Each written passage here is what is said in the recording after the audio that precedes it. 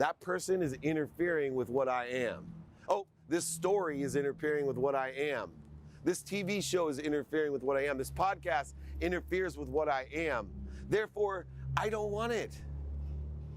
My goal in life is to enjoy the consistent, persistent pursuit of my potential. If I haven't used every ounce of energy to provide value and be of service, I've ruined the day. I'm building a brand the last 3.5 years for one purpose. I want to empower over 1 billion people to be happy. That will empower 1,000 people in your lifetime to empower 1,000 people simply to be happy, to make more money, help more people, and have more fun. I am healthy, I am happy, I am wealthy, and I am worthy. And my objective of my why is to determine what is interfering with what I am. What am I doing? What am I doing, thinking, saying, believing, personal characteristics, obsessions, and addictions? What am I doing to interfere with what I am? Not, I'm gonna go get wealthy, I'm gonna go get happy, I'm gonna go get healthy. You know how many billions of dollars are trying to teach people how to get what they already have?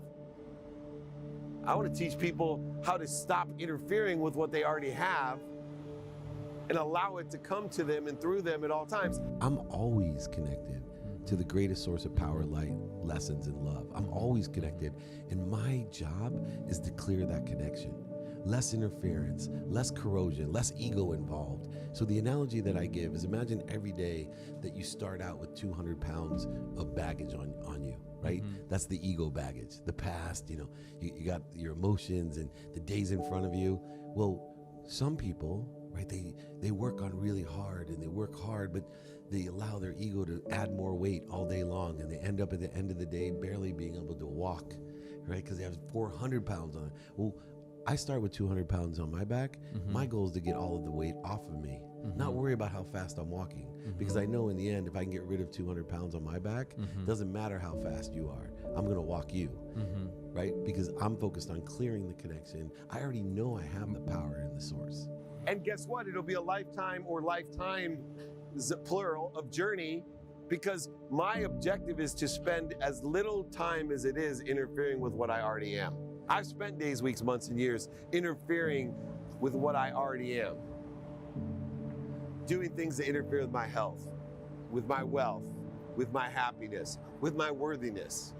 Years, not weeks and years interfering and thinking I was on some journey that I really wasn't on. Instead, how easy it was to realize, and how comforting it was, and confident it was, and balanced it was to say, I already am this. I am this. Now I've shifted my paradigm. Oh, hold on. That person is interfering with what I am. Oh, this story is interfering with what I am. This TV show is interfering with what I am. This podcast interferes with what I am. Therefore, I don't want it. Ego-based consciousness is going to create resistance to what you want. Truth-based consciousness will create effortless, resistance-free life and business. So being aware of when we're in ego-based consciousness. What's ego-based consciousness? Fear. Most people think that fear motivates them.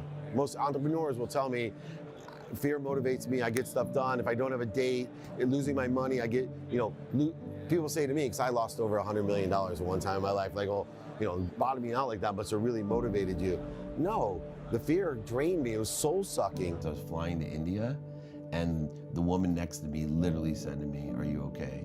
And in my still arrogant mind, I'm like, yeah, I'm okay. I'm the CEO of Lee Steinberg Sports Entertainment. Like, literally, that's what I'm looking at. That's what you would tell yourself every day. So your identity was these things. Oh yeah, and the money I had. I got a golf course. I said, why? She said, because you're so full of light, but you're blocking it. And I rolled my eyes going, oh God, this will be a long flight. I'm like, well, thank you. She said, do you meditate? I was like, no. And I went into this diatribe, I remember today. Meditate? I have no time to meditate. I was born broke. I'm a multi-millionaire. Meditation is for people who are sick, broke, and lying on their mom's couch unemployed. There's no room for, you sound like my wife. I don't need to meditate.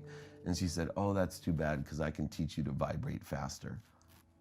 And it was weird to me. It wasn't what I was expecting this Dr. Sangeeta Sahi to say, this medical doctor. I'm like, what does vibration have to do with meditation? She said, everything vibrates. That I understood. She said the earth, plants, animals, humans, sound, light, and then your thoughts. And then she changed my life because she said, do you know what vibrates the fastest? And I looked at her kind of with arrogance, like, no. She said, the truth. The truth vibrates the fastest, and I can teach you through meditation. You can only be aware of that which vibrates equal to or less than you. I can teach you to pursue the truth, mentally, physically, and spiritually, through meditation. Would you like to join me in a workshop? I can teach you to do this. I can see you are and have this light. I'm telling you. I don't know why the hairs were standing up. I had called my wife and said, I'm going to stay in India 4 extra days and go to this workshop.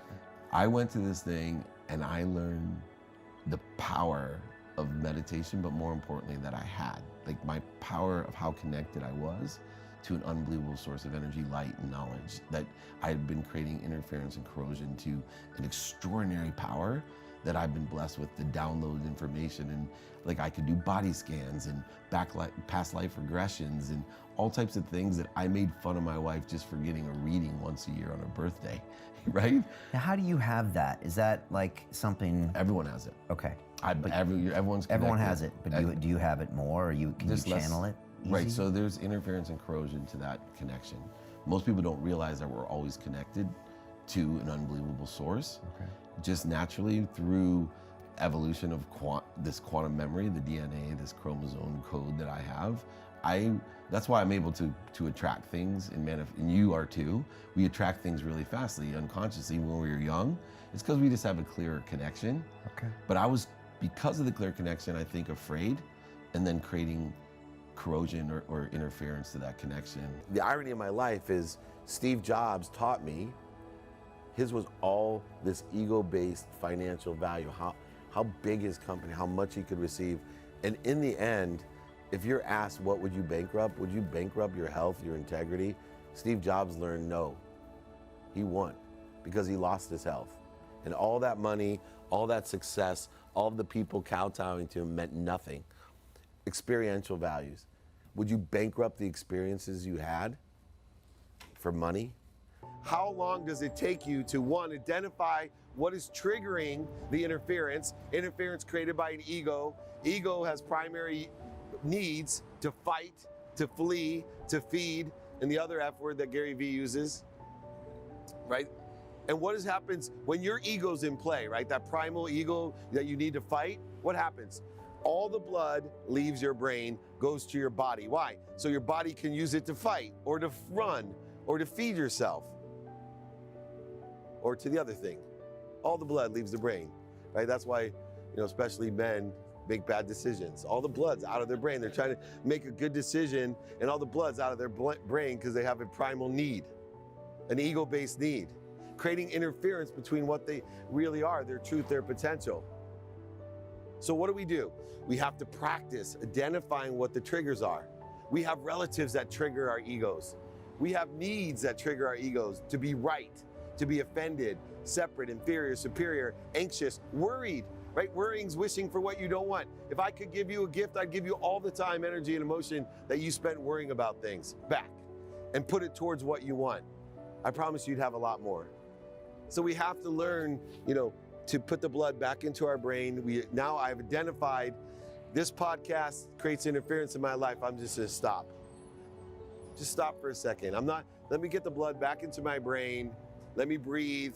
I find this center, this baseline, my higher self, my higher power of thinking, not my lower power of thinking, my higher power of thinking, and I roll in the right directions. For me, it's meditation at the beginning of the day. That's finding the highest frequency or a baseline for that I'm going to live at. So I believe if my days are to expand and improve, then I have a higher frequency to do that.